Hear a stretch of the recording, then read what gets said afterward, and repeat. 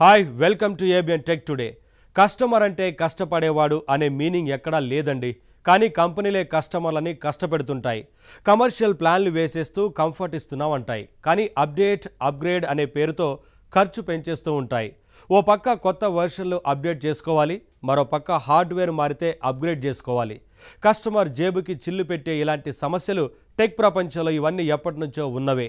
సాఫ్ట్వేర్కి updates ఉన్నట్టు సమస్యలకి కూడా లేటెస్ట్ వర్షన్స్ ఉంటాయండోయ్.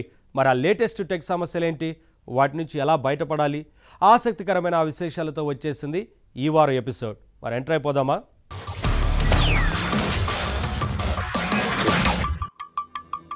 మీరు ఐఫోన్ వాడుతున్నారా? అందులో ఇప్పుడున్న iOS వర్షన్ ఎంత తెలుసా?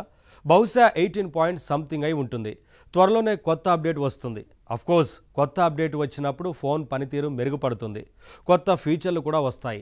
బాగానే ఉంది కదా. కానీ ఇప్పుడు యాపిల్ వాళ్ళు ఒక పెద్ద బాంబు పేల్చారండి. మా రాబోయే iOS వర్షన్ 19 కాదు 26 అని ప్రకటించారు. అరే షాక్ అయ్యారా? అయ్యే ఉంటారు.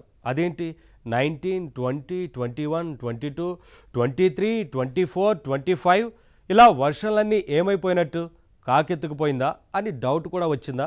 నిజమే, మీరు అనుకున్నట్లు ఇది కొంచెం గందరగోళంగానే ఉంది. కానీ దీని వెనక ఒక సీరియస్ విషయం కూడా ఉందండి. క్రేజ్ కోసమో, కన్సిస్టెన్సీ కోసమో, కమర్షియల్ అవసరాల కోసమో వర్షన్ నంబరుతో టెక్ కంపెనీలు డ్రామాలు ఆడడం కొత్తేం కాదు. మరి ఈ టెక్ వర్షన్ డ్రామా సంగతి ఏంటో చూద్దామా?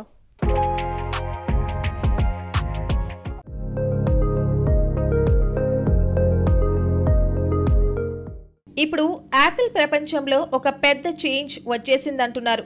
అన్ని చోట్ల దాని మీదే చర్చ జరుగుతోంది. ఎందుకంటే ఈ మధ్య జరిగిన WWDC 2025లో అదేనండి డెవలపర్స్ కాన్ఫరెన్స్లో యాపిల్ తమ ఫోన్ ఆపరేటింగ్ సిస్టమ్ తాలూకు కొత్త వర్షన్ నెంబర్ ప్రకటించింది. ప్రస్తుతం ఐఫోన్స్లో నడుస్తున్న వర్షన్ ఏంటి? iOS 18. అయితే రాబోయే వర్షన్ మాత్రం iOS 26 అట.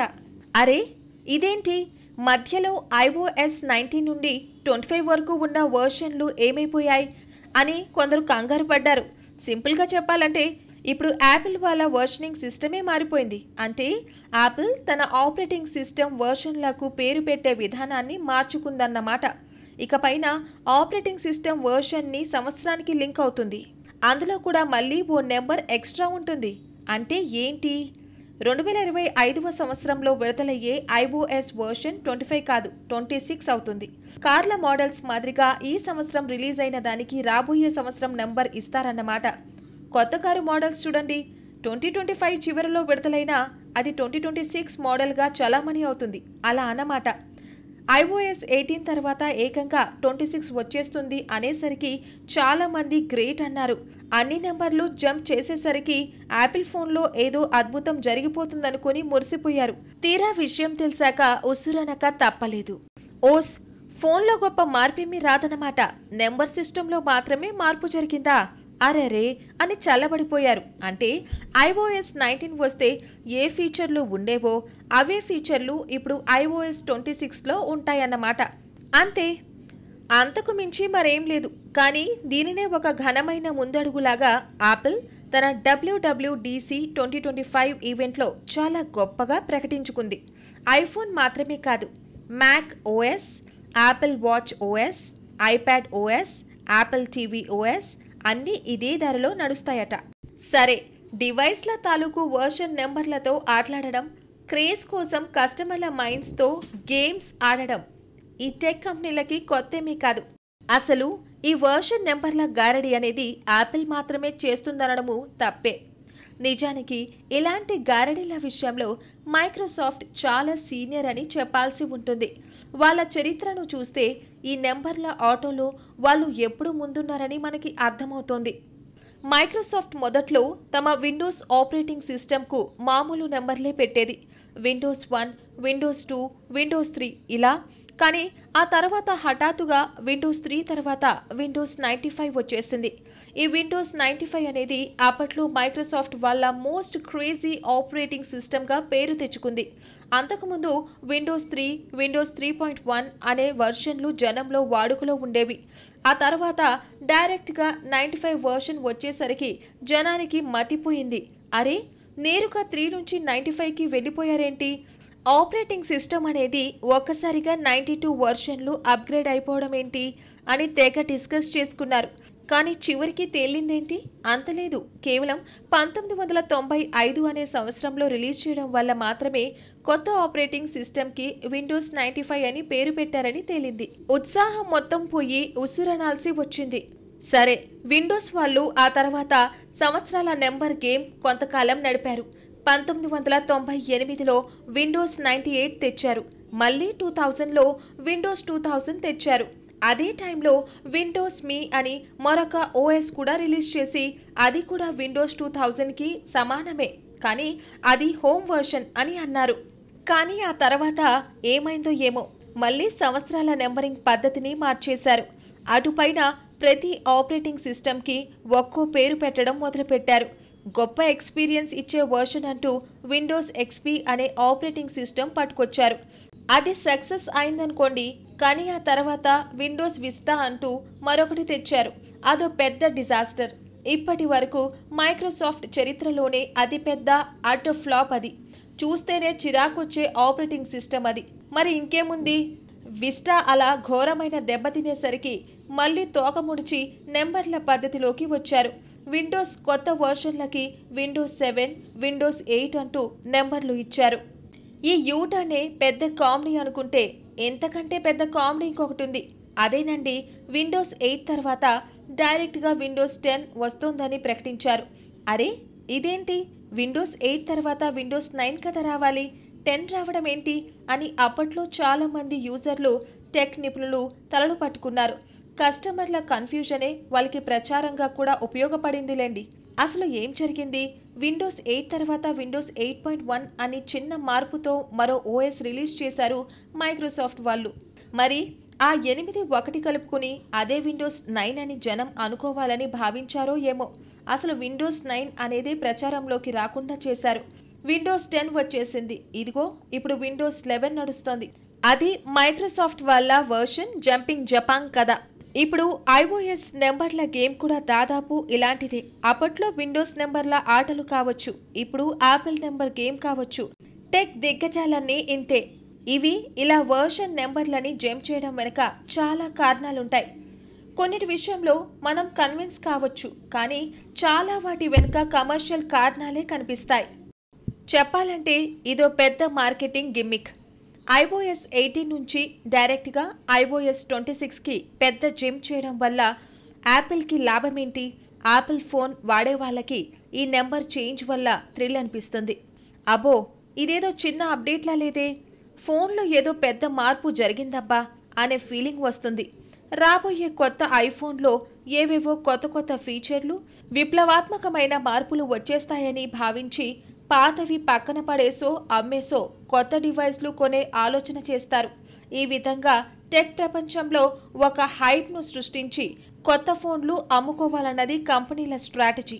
అయితే ఒక్కోసారి ఈ వర్షన్ చేంజ్ అనేది కంఫర్ట్ కలిగించే అవకాశం కూడా లేకపోలేదు. వర్షన్ నెంబర్ని ఇయర్ నెంబర్కి లింక్ చేయడం వల్ల ఏ ఏడాది ఏ కొత్త ఫీచర్ వచ్చిందో అర్థం చేసుకోవడం కొంత ఈజీ అవుతుంది. వర్షన్ సిస్టమ్ని ఇలా చేంజ్ చేయడం వెనుక కొన్నిసార్లు టెక్నికల్ కారణాలు కూడా ఉంటాయనుకోండి. ఫర్ ఎగ్జాంపుల్, ఒక్కోసారి ఆపరేటింగ్ సిస్టమ్ కోడ్లో వర్షన్ నెంబర్ కారణంగా ప్రాబ్లమ్స్ రావచ్చు. అలాంటప్పుడు వర్షన్ మార్పు తప్పదు. ఫర్ ఎగ్జాంపుల్, మైక్రోసాఫ్ట్ సంస్థ విండోస్ 9ని జంప్ చేసేయడానికి ఇలాంటి టెక్నికల్ కారణమని కొందరు అంటూ ఉంటారు. నిజంగానే టెక్నికల్ సమస్యల వల్ల వర్షన్ నెంబరింగ్ సిస్టమ్ మార్చడం తప్పనిసరి అయిపోతే దానిని మనం అర్థం చేసుకోవచ్చు. కానీ చాలాసార్లు దీని వెనుక కమర్షియల్ కారణాలు, బ్రాండ్ బిల్డింగ్ రీజన్స్ మాత్రమే ఉంటాయి. ఉదాహరణకి, ఒక ఆపరేటింగ్ సిస్టమ్కి చెడ్డ పేరు వచ్చిందనుకోండి, ఆ చెడ్డ పేరు తుడిచేసుకోవడానికి పేర్లు మారుస్తాయి కంపెనీలు. ఇంతకు ముందు చెప్పినట్టు మైక్రోసాఫ్ట్ వాళ్ళు విండోస్ విస్టా తర్వాత నెంబర్లలోకి మారడానికి కారణం ఆ ఆపరేటింగ్ సిస్టమ్ పెద్ద ఫెయిలియర్ కావడమే. ఫెయిల్ అయిన ఆ పేరును జనం పూర్తిగా మర్చిపోయేలా చేయడానికి మైక్రోసాఫ్ట్ నేమ్ సిస్టమ్ తీసేసి విండోస్ 7 అంటూ మళ్ళీ నెంబర్లోకి వచ్చింది. అది క్లియర్గా ఒక మార్కెటింగ్ ట్రిక్. డియర్ కస్టమర్స్, మీకు ఫలానా వర్షన్ నచ్చలేదా? డోంట్ వరీ, మీకోసమే మేము ఓఎస్ మొత్తం మార్చేశాం. ఇక ఇది పాతది కాదు, సరికొత్త వర్షన్ అంటూ జనాన్ని నమ్మించడం కోసమే ఈ గిమ్మిక్స్. మొత్తం మీద యాపిల్ అయితే ఏంటి, విండోస్ అయితే ఏంటి, ఈ టెక్ దిగ్గజాలన్నీ నెంబర్లతో పేర్లతో ఆటలాడుకుంటూ కస్టమర్ల మైండ్స్తో కూడా ఆటలాడుతూ ఉంటారు. తోచినప్పుడు నెంబర్లు పెట్టడం, ఆ తర్వాత సంవత్సరాల పేర్లు తీసుకురావడం, ఆ తర్వాత నేమ్స్, ఇంకో సిరీస్, మళ్ళీ నెంబర్లకు రావడం, ఇలా రకరకాల జంపింగ్లు గిమ్మిక్లు చేస్తూ ఉంటారు.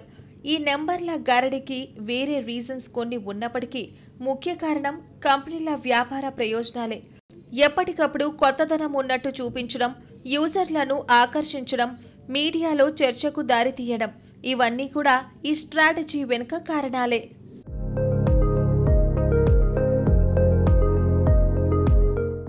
డివైజెస్ అంటే అంతే, వాటికి ఎప్పుడు ఏదో ఒక కొత్త అప్డేట్ వస్తూ ఉంటుంది. ఆపరేటింగ్ సిస్టమ్ అప్డేట్లు కొన్ని, యాంటీవైరస్ అప్డేట్లు కొన్ని, నిత్యం ఇవి చిరాకు పెడుతున్నా తప్పదు. అలర్ట్గా లేకపోతే ఎఫెక్ట్ పడేది మన సిస్టమ్ మీదే. ఒక్కోసారి సాఫ్ట్వేర్ అప్డేట్ చేస్తే చాలదు, మొత్తం డివైజే మార్చేయాల్సి వస్తుంది. అదిగో అప్పుడే అసలు చిక్కు మొదలవుతుంది. టెక్ రంగంలో అప్డేటెడ్గా ఉండడం అవసరమే, కానీ వేలకు వేలు పోసి డివైజెస్ని అప్గ్రేడ్ చేయాలంటే చీటికి మాటికి సాధ్యం కాని పని. కానీ ఏం చేస్తాం? ఇప్పుడు యాపిల్, మైక్రోసాఫ్ట్ లాంటి పెద్ద పెద్ద టెక్ కంపెనీలు కస్టమర్లకు ఇదే చిక్కుని తెచ్చిపెడుతున్నాయి. కొత్త టెక్ అప్డేట్స్ని కస్టమర్లకు ఇస్తూనే అవి కావాలంటే మాత్రం కొత్త డివైజెస్ కొనమంటున్నాయి. ఇక అందరం పాత వాటిని పక్కన పడేసి కొత్త ఫోన్లు, కొత్త కంప్యూటర్లు కొనాల్సిందేనా? టెక్నాలజీ దీనినే డిమాండ్ చేస్తోందా? ఈ టెక్ డిమాండ్ ఏంటో కొంచెం డీప్గా తెలుసుకోవాల్సిందే.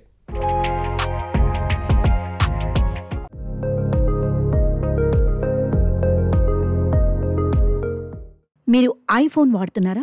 అయితే వినండి. ఇప్పుడు ఐఫోన్లో ఏఐ ఫీచర్స్ వచ్చేసాయి. కానీ ఆ ఫీచర్స్ ఎంజాయ్ చేయాలంటే ప్రస్తుతం వాడుతున్న ఫోన్ పనికిరాదు. మీరు కనీసం ఐఫోన్ 16 కొనాల్సిందే. ఇదండి యాపిల్ వాళ్ళు చెబుతున్నది. కొత్త ఐఫోన్ కొని తీరాలంటూ ఇండైరెక్ట్గా డిమాండ్ చేస్తున్నారు వాళ్ళు. ఇక మైక్రోసాఫ్ట్ కూడా తక్కువ తినలేదు. వాళ్ళు కూడా ఇలాంటి కథలే చెబుతున్నారు. మీరు విండోస్ పీసీ వాడుతున్నారా? అందులో విండోస్ 10 మాత్రమే ఉందా? అయితే మీరు వెనకపడిపోయారు.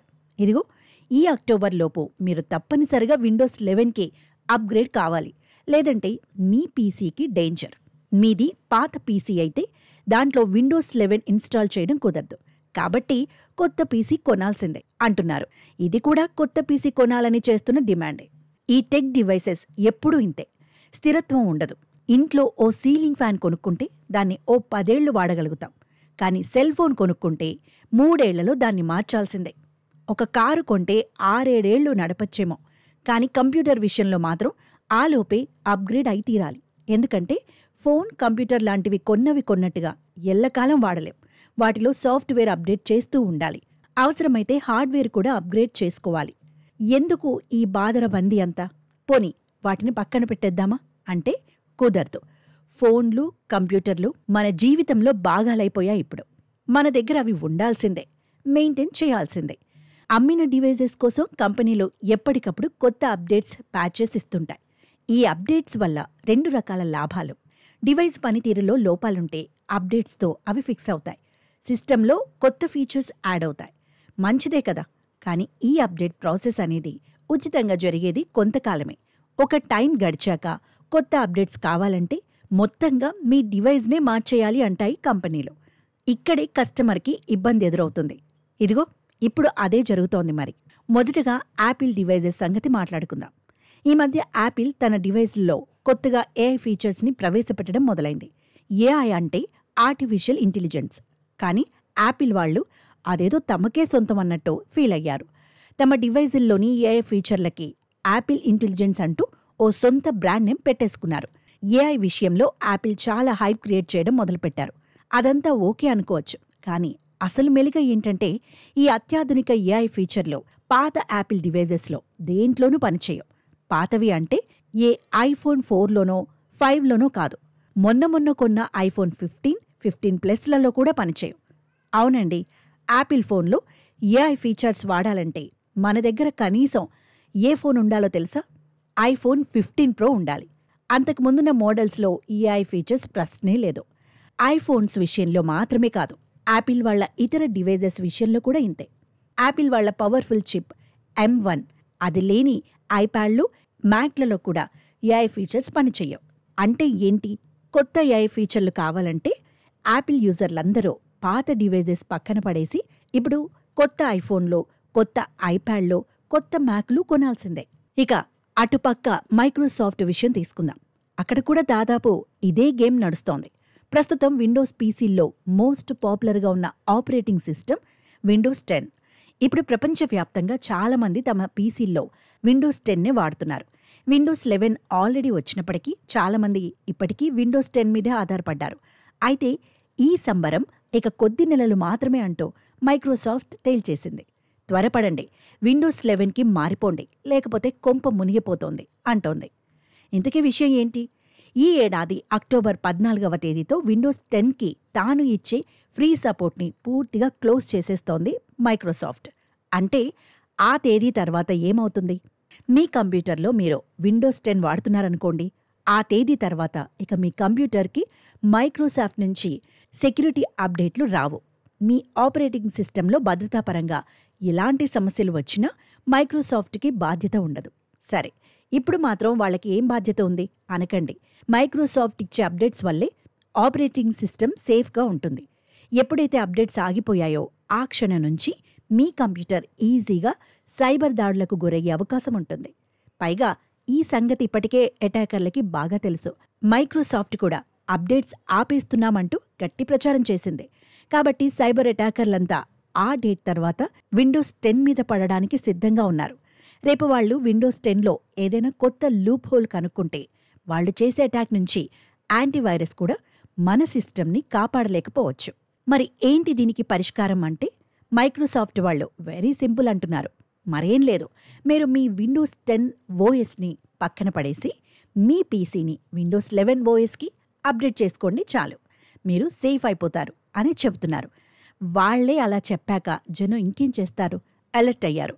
ఎందుకొచ్చిన గొడవ, విండోస్ 11కి అప్డేట్ అయిపోదాం అని డిసైడ్ కూడా అయ్యారు. విండోస్ 11 లైసెన్స్లు కూడా కొనుక్కోవడం మొదలెట్టారు. మొత్తం మీద యూజర్లందర్నీ విండోస్ 11కి తీసుకురావడానికి మైక్రోసాఫ్ట్ వేసిన ప్లాన్ ఆ విధంగా సక్సెస్ అయిందని చెప్పాలి.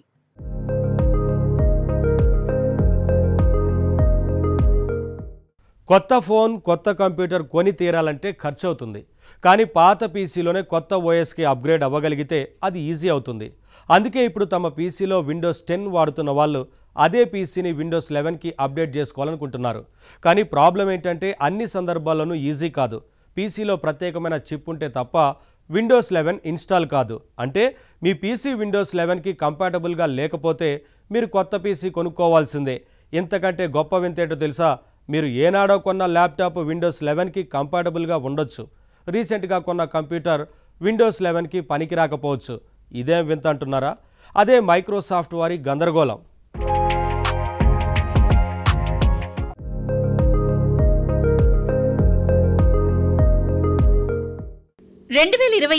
అక్టోబర్ తర్వాత విండోస్ 10కి అప్డేట్స్ ఉండవని తెలిసాక చాలామంది విండోస్ 11కి అప్డేట్ కావడానికి సిద్ధమయ్యారు. కానీ చిక్కేంటంటే పీసీలో TPM అనే ఒక ప్రత్యేకమైన చిప్ ఉంటే తప్ప ఆ పీసీ విండోస్ 11కి అప్గ్రేడ్ కాదు. అది కూడా పాత వర్షన్ చిప్లు పనికిరావు.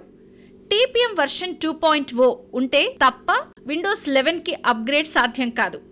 అసలు ఇంతకీ ఏంటి TPM? TPM అంటే ట్రస్టెడ్ ప్లాట్ఫామ్ మాడ్యూల్. ఇది ఒక ప్రత్యేకమైన సెక్యూరిటీ చిప్. ఈ చిప్ పాత కంప్యూటర్లలో ఉండదు. కొన్నింటిలో ఉన్న డిఫాల్ట్గా డిజేబుల్ అయి ఉంటుంది. ఈ కారణాల వల్ల చాలామంది విండోస్ 11కి అప్గ్రేడ్ కావాలని ఉన్నా కాలేక ఇబ్బందులు పడుతున్నారు. ఫైనల్గా ఇక్కడ మనం గుర్తించాల్సిన విషయం ఒకటే, మీ పీసీలో TPM చిప్ లేకపోతే ఆ పీసీ మొత్తం పక్కన పడేసి కొత్తది కొని తీరాలి. అసలు కంప్యూటర్లో ఈ TPM చిప్ ఎందుకు ఉండాలి? ఇదేం చేస్తుంది? ఇది మీ కంప్యూటర్లోని ఇతర భాగాల నుండి వేరుగా ఉండే ప్రత్యేకమైన భద్రతా చిప్. దీని ప్రధాన ఉద్దేశం ఏంటంటే పాస్వర్డ్లు, క్రిప్టోగ్రాఫిక్ కీలు ఇలాంటి సున్నితమైన డేటాను హార్డ్వేర్ స్థాయిలో భద్రపరచడం. ఇంకా ఈజీగా అర్థం కావాలంటే మీరు హార్డ్వేర్ డాంగిల్ని గుర్తు తెచ్చుకోవచ్చు. ఫర్ ఎగ్జాంపుల్, మనం కొన్ని ముఖ్యమైన సాఫ్ట్వేర్ల విషయంలో పైరసీ జరగకుండా భద్రత కోసం పాస్వర్డ్స్, సీరియల్ నెంబర్స్కి బదులు హార్డ్వేర్ డాంగిల్ వాడుతూ ఉంటాం. ఆ డాంగిల్ని కంప్యూటర్కి అటాచ్ చేస్తే తప్ప ఆ సాఫ్ట్వేర్ పనిచేయదు. అదేవిధంగా ఈ టీపీఎం చిప్ కూడా ఒక హార్డ్వేర్ కీ మాదిరిగా మీ పీసీని మాల్వేర్ నుంచి, హ్యాకర్ల నుంచి రక్షించడంలో సాయపడుతుంది. దీంట్లో మళ్ళీ వర్షన్స్ కూడా ఉన్నాయి. 1.2 వర్షన్ చిప్ కంటే 2.0 వర్షన్ చిప్ బెటర్ ప్రొటెక్షన్ ఇస్తుంది. టీపీఎం 2.0 చిప్ ఉన్న పీసీలోనే విండోస్ 11 ఇన్స్టాల్ అవుతుంది. ఇక్కడ ఆశ్చర్యం కలిగించే ఒక పెద్ద తమాషా ఉంది. అదేంటంటే ఈ టీపీఎం 2.0 చిప్ ఎప్పుడో కొన్న ఒక పాత కంప్యూటర్లో ఉండే అవకాశం ఉంది, కానీ రీసెంట్గా కొన్న కొత్త కంప్యూటర్లో ఉండకపోవచ్చు. అంటే మరీ పాత పీసీ ఉన్నవాళ్ళు విండోస్ 11 కోసం కొత్త పీసీ కొనక్కర్లేదు, కానీ రీసెంట్గా కంప్యూటర్ కొన్నవాళ్ళు విండోస్ 11 కోసం మళ్ళీ ఇంకో కొత్త పీసీని కొనాల్సి రావచ్చు. ఇదేం గోలా అంటే అదంతే, అదో వింత. ఫర్ ఎగ్జాంపుల్, ఒక వ్యక్తి 2022లోనో 2023లోనో ఓ విండోస్ 10 పీసీ కొన్నాడనుకోండి. అతను విండోస్ 11 కోసం మళ్ళీ కొత్త పీసీ కొనడానికి ఇష్టపడ్డు కదా. నా పీసీ రీసెంట్గా కొన్నదే కాబట్టి దీంట్లో టీపీఎం 2.0 చిప్ ఉండే ఉంటుంది, కాబట్టి నేను ఈజీగా విండోస్ 11కి అప్డేట్ అయిపోవచ్చు అని అనుకుంటాడు. కానీ అది సాధ్యం కాకపోవచ్చు. అదే మరో వ్యక్తి 2017లోనో 2018లోనో ఒక విండోస్ 10 ల్యాప్టాప్ కొని ఉన్నాడనుకుందాం. అది పాతదే అయినా దాంట్లో టీపీఎం 2.0 చిప్ ఉండే ఛాన్స్ ఉంది. అతను విండోస్ 11 కోసం కొత్త పీసీ కొనక్కర్లేదు. టీపీఎం 2.0 చిప్ పాత కంప్యూటర్లలో ఉండడం ఏంటి, కొత్త వాటిల్లో లేకపోవడం ఏంటి? ఈ గందరగోళానికి కారణం 2016లో మైక్రోసాఫ్ట్ తీసుకున్న ఒక నిర్ణయం. కంప్యూటర్లలో బేసిక్గా 2 రకాలుంటాయి: బిజినెస్ కంప్యూటర్లు, ఇండివిజువల్ యూజర్ల పర్సనల్ కంప్యూటర్లు. పెద్ద పెద్ద కంపెనీలన్నీ బిజినెస్ కంప్యూటర్లనే వాడతాయి. ఇండివిజువల్ యూజర్ల కంటే బిజినెస్లు తమ డేటా భద్రతకి ఇంపార్టెన్స్ ఎక్కువ ఇవ్వడం సహజం. అందుకే ఆ అవసరాన్ని దృష్టిలో పెట్టుకుని 2016లో మైక్రోసాఫ్ట్ ఓ నిర్ణయం తీసుకుంది. ప్రతి బిజినెస్ పీసీ నిర్మాణంలోనూ టీపీఎం 2.0 చిప్ తప్పనిసరిగా ఉండాలని రూల్ పెట్టింది. తన భాగస్వామి కంపెనీలైన డెల్, హెచ్పి, లెనోవోలతో బిజినెస్ పీసీలు చేయించేటప్పుడు తప్పనిసరిగా టీపీఎం 2.0 చిప్ ఉండేలా చూసింది. కానీ ఈ భద్రతా చిప్ నియమాన్ని సాధారణ కంప్యూటర్ల విషయంలో మాత్రం పెట్టలేదు. అందువల్ల పీసీ తయారు చేసే కంపెనీలు ఖర్చు తగ్గించుకోవడానికి నాన్ బిజినెస్ పీసీల్లో ఈ చిప్ని పెట్టడం మానేశాయి. అందువల్ల ఓ విచిత్రమైన పరిస్థితి ఏర్పడింది. మీ పీసీ ఒక బిజినెస్ మోడల్ సిరీస్లో వచ్చిందనుకోండి, అది పాత పీసీ అయినప్పటికీ ఈ టీపీఎం 2.0 చిప్ దాంట్లో ఉంటుంది. అది విండోస్ 11 ఓకే, కానీ మీది బిజినెస్ సిరీస్కి చెందిన పీసీ కాదనుకోండి, అది రీసెంట్గా కొన్నా, ఎంతో ఖర్చు పెట్టి కొన్నా అందులో ఈ చిప్ ఉండదు, విండోస్ 11కి పనికిరాదు, మీరు మళ్ళీ కొత్త పీసీ కొనాల్సిందే. ఇది పరిస్థితి. అఫ్కోర్స్ కొన్నిసార్లు మన కంప్యూటర్లో ఈ టీపీఎం చిప్ ఉన్నప్పటికీ అది డిజేబుల్ అయి ఉంటుంది. దాన్ని ఎనేబుల్ చేయాలంటే కంప్యూటర్ స్టార్ట్ అయ్యేటప్పుడు బయోస్ సెట్టింగ్స్ మార్చుకోవాలి. ఇవన్నీ తెలియని వాళ్ళు తమ కంప్యూటర్లో టీపీఎం చిప్ ఉన్నప్పటికీ లేదనుకుని భ్రమపడే అవకాశం ఉంది. ఇది ఇంకో ఎక్స్ట్రా గందరగోళం. మొత్తం మీద టీపీఎం చిప్ ఏ పీసీలో ఉంటుందో ఏ పీసీలో ఉండదో తెలియని పరిస్థితి ఇప్పుడుంది. విండోస్ 10 నుంచి మైక్రోసాఫ్ట్ అందరినీ విండోస్ 11కి తరుముతోంది. కాబట్టి తప్పనిసరి కొత్త పీసీలు కొనడానికి పరుగులు తీయాల్సిన అవసరం ఏర్పడింది. ఎవరైనా కొత్త పీసీ ఇప్పుడే కొనలేను, విండోస్ 10తోనే ఉంటాను అని ఉంటే అయితే అప్డేట్స్ కావాలంటే ఎక్స్ట్రా పే చేయాలంటోంది. అదండి, టెక్ రంగంలో ఇదొక ఖర్చు కాలం. అప్డేటెడ్గా సెక్యూర్డ్గా ఉండాలంటే జేబుకి చిల్లు తప్పదు.